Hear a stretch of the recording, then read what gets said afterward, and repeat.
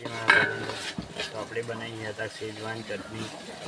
તો હું તમને તેની રેસીપી બતાવું કેવી રીતે બનાવીએ અને કેટલો ટાઈમ લાગે તેમાં।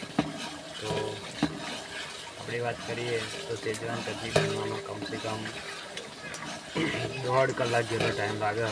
એમાં પણ આટલી ગરમીમાં ચૂલા પર બનાવવું એ કોઈ રમત વાત નથી।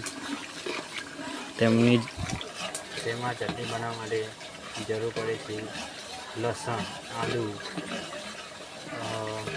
પછી સેલેરી, પછી મરચું।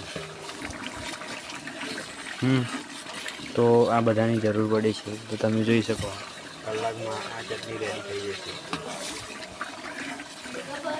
હા, તો વિડીયોમાં આગળ વધતા રહો તો તમને બતાવું કે શેજવાન ચટણી કેવી રીતે બને।